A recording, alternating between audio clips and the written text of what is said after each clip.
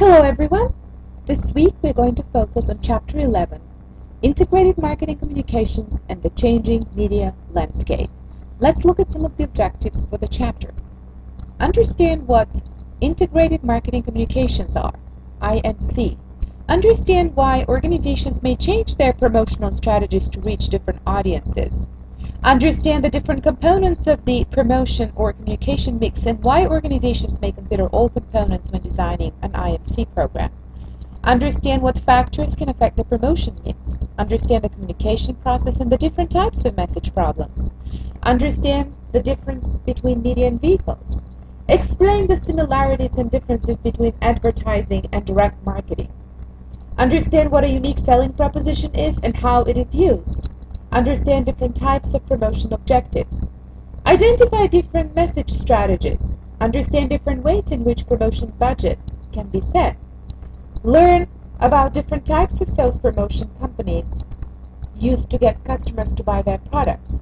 Understand the different types of sales promotion companies use with their business customers. Differentiate between push and pull strategy.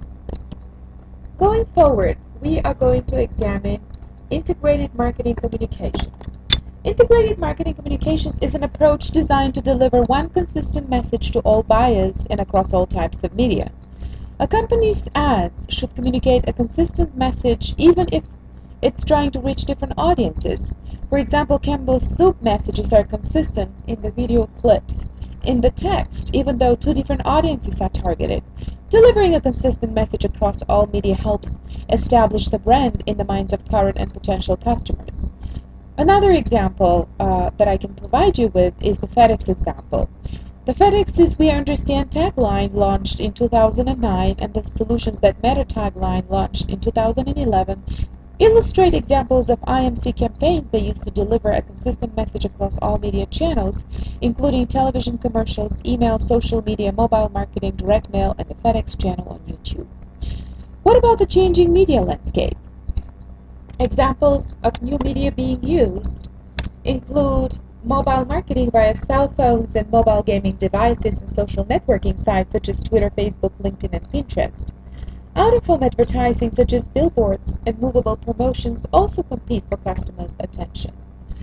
Let's look at the promotion or communication mix.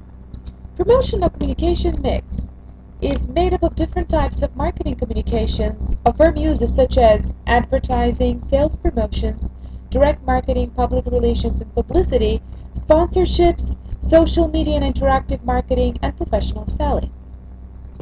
Advertising involves paying to disseminate a message that identifies a brand or organization being promoted to many people at the same time. Traditional media include magazines, television, newspapers. New media consists of mobile phones, internet, and social networking sites like Twitter and Facebook. Consumer sales promotions consist of short-term incentives such as coupons, contests, games, rebates, and mail-in offers that supplement the advertising and sales efforts. In business-to-business marketing, sales promotions are typically called trade promotions because they're targeted to channel members who conduct business or trade with customers. Direct marketing involves delivering personalized promotion materials directly to individual consumers. Materials delivered via mail, catalogs, internet, email, telephone, or direct response advertising. Professional selling is an interactive paid approach to marketing that involves a buyer and a seller. The interaction between the two parties can occur in person, by telephone, or via another technology. Public relations can help improve and promote an organization's image and products by putting a positive spin on news stories. Public relations materials include press releases, publicity, product placement, and sponsorship. Sponsorships typically refer to financial support for events, venues, or experiences and provide the opportunity to target specific groups. Sponsorships enhance a company's image and usually generate public relations. Going forward, we are going to examine the different factors that affect the promotion mix, understand the whole communication process, and the different types of message problems. The promotion mix or the communication mix is determined by several factors.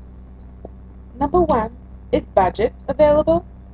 Number two is stages in the product life cycle. Products are in the introductory stage, need more exposure. Type of product and type of purchase decision. Very technical or expensive products require more professional selling, so the customer understands how the product operates and different features. Target market characteristics and consumers' readiness to purchase. How ready are consumers to purchase the product? Are they early adopters who usually need little convincing? Consumer preferences for various media. College-age consumers prefer online, phone, mobile marketing, and social media more than older consumers do. Let's look at the communication process. Figure 11.6 examines the communication process. We always have to have a two-way communication. Communication through the channel from the sender all the way through the receiver, and communication coming back from the receiver going to the sender, which is in the form of feedback. Let's look at advertising, media, and vehicles. The major difference between media and vehicle is very important for us to understand. Advertising is paid promotion that has an identified sponsor and reaches many people at one time. Media, these are general types of communication such as television and radio available for advertisers. Vehicle is the specific means, such as a particular magazine or a specific television show within a medium to reach a selected target market. Let's look at different types of direct marketing. Direct marketing allows organizations to target a specific set of customers, measure the return on investment, and test different strategies before implementing to all targeted customers. For example, if we want to test a certain direct mail piece to our target audience, we will select a specific zip code or several zip codes, and we will send a direct mail piece, or two versions of the direct mail piece for that matter, and see which one gets more call to action. And based on that, we will design our strategy, which direct mail piece will distribute to the whole target audience. Another way is to test an email campaign. A campaign can be tested based on a split A/B test of the subject line. For example, we split our target audience into two. We take 10% of the target audience and send 5% of this 10% specific email message with a specific subject line, and the rest of the 5% will get the same email message with a second subject line. The winner of the two subject lines will be sent to the rest of the 90% of the target audience. The direct marketing can be personalized, and we can ask consumers to make a call to action, which is a desired response. However, direct marketing is very intrusive, and many consumers may ignore attempts to reach them. Going forward, we're going to also talk a little bit about the telemarketing. It involves direct marketing by phone. Even though it's expensive, telemarketing can be sometimes effective, but it can also get a negative response. We are aware that there's the so-called do not call registry, which prevents calling to phone numbers registered with the Federal Trade Commission. Let's also talk about direct response advertising. Direct response advertising includes an offer and a call to action. Marketers want consumers to call to purchase the product or to get more information. The internet provides the preferred direct response medium for direct marketing because it's less expensive and easier for the organization to utilize. Going forward, we're going to examine what a unique selling proposition is and how it is used, understand different types of promotion objectives, and identify different message strategies. Smart organizations determine a product's unique selling proposition for a specific benefit a customer will remember. Unique selling proposition is called USP. When deciding on a message strategy, organizations must consider the audience, the objectives of the promotion, the media, and the budget, as well as the USP and the product. The organization's promotional objectives are primarily focused on creating a demand for the product. Demand for the product can be a primary demand, which is a demand for a product category, or selective demand for a specific brand within a category. The IDEA model includes several different promotion objectives, including attention, interest, desire, and action. Some of the most common advertising appeals are humorous, emotional, frightening, rational, and environmentally conscious. An open-ended message allows the consumer to draw his or her own conclusion. A closed-end message draws a logical conclusion. The beginning and the end of the message should be strong and include the brand name. Let's talk about the different types of promotional budgets and how they can be set, and how we can allocate the budget among different media. Some of the most common techniques for determining the budget are percent of last year's sales method, which is a budgeting technique based on a set percentage of current or projected sales. Affordable method, which is a budgeting technique whereby companies spend what they think they can afford promoting a product. Competitive parity method is a budgeting method whereby companies make sure their promotion budgets are comparable to their competitors. Objective and task method is a budget based on a company's promotion objectives and the cost of the activities and tasks necessary to accomplish those objectives. Part of the budgeting process includes also deciding how much money to allocate to different media channels.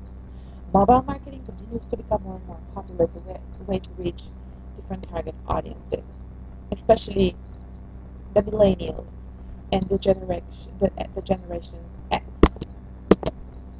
Let's look at the types of sales promotions customers are targeted with.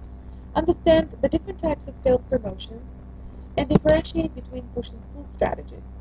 Sales promotions, these are activities that supplement a company's advertising, public relations, and personal selling efforts.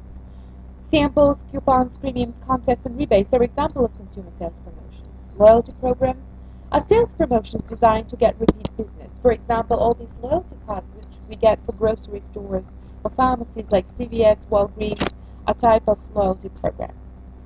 In business-to-business marketing, sales promotions are called trade promotions because they are targeted to channel members who conduct business or trade with consumers. A trade show is an event in which firms in a particular industry display and demonstrate their offerings to other organizations they hope will buy from them. Conventions or meetings with groups of professionals also provide a way for sellers to show potential customers different products. Sales contests, trade allowances, and free merchandise can also be considered different types of sales promotions.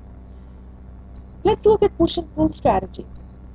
They're completely different from each other, whereas the push strategy involves promoting a product to businesses or middlemen, such as wholesalers and retailers, who then push the product through the channel, promoting it to final or end consumers.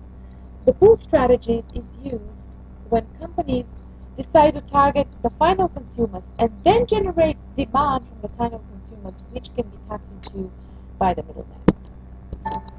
Going forward, we are going to examine the chapter on price. I hope you enjoyed this chapter on integrated marketing communications, and I wish you luck with the rest of the semester.